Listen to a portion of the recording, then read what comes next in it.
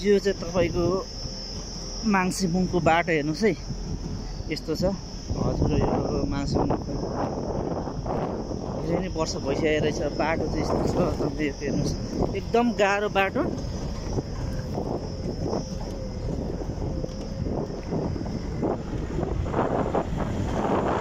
यो 20 वर्ष भइसकेको बाटो भन्छ खोइ यस्तो छ।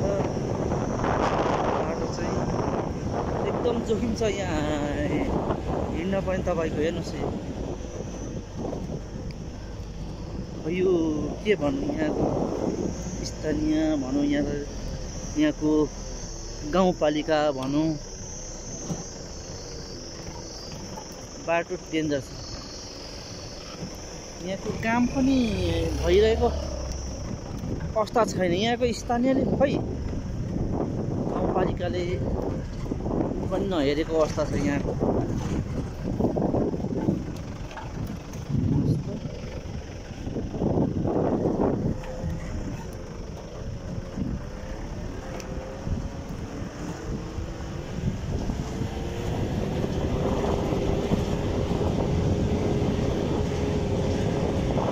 बाटो त साह्रै डेन्जर छ भाइ।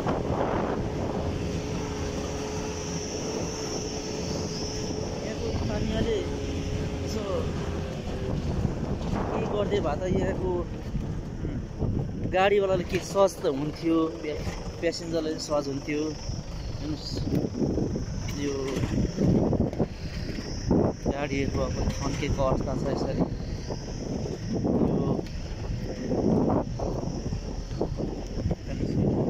वर्ष भयो होला यो थन्केको तपाईँको।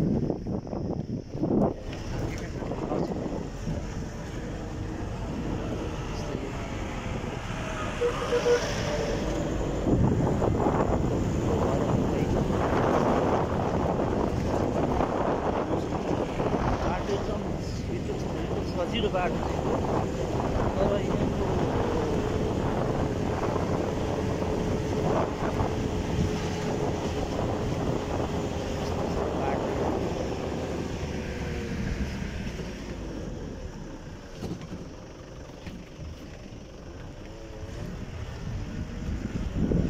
बाटोको अवस्था यस्तो छ।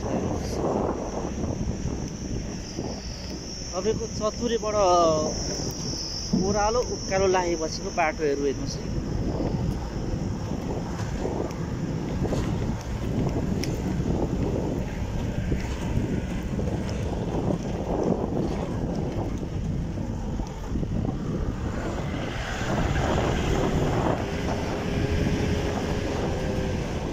बाटो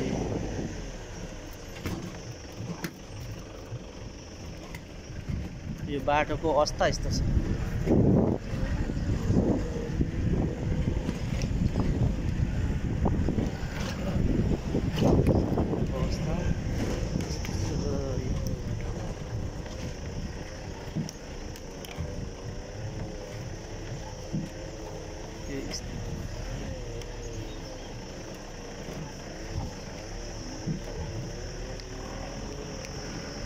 खै नजर खै लगाएको देखेको गाउँपालिकाले।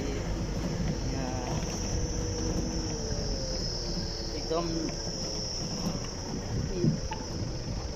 अवस्था गाह्रो छ यात्रा गर्नु। कस्तो बाटो छ यो।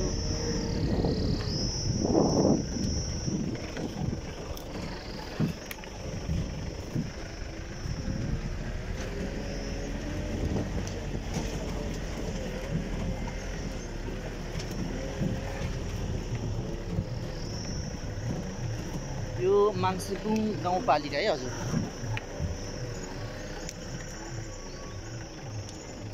तपाईँको यहाँको गाडी चाहिँ जाँदछ तपाईँको ताप्लेजुङ, राँके, रबी हुँदै तपाईँको फाकफोक्थुम हुँदै गजरुङकी हुँदै तपाईँको फिदिङ पनि यो बाटो चल्दो रहेछ। तर बाटोको अवस्था यस्तो छ हेर्नुहोस्।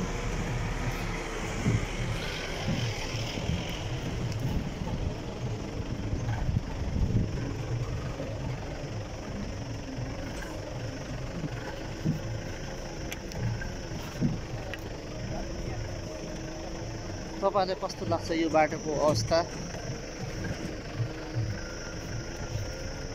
आफै हेर्नु होला है।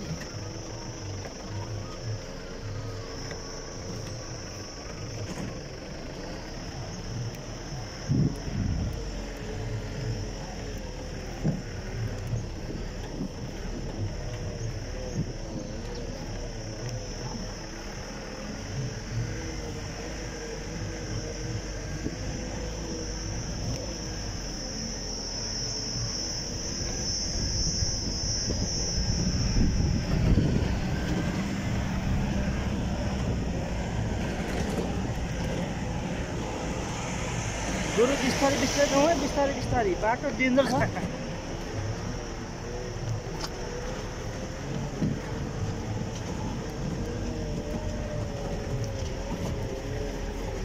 यस्तो छ माङ्सेबुङको यो बाटो है हजुर।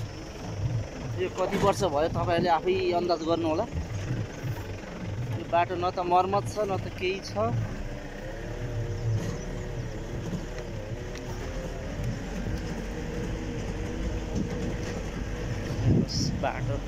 बाटोको अवस्था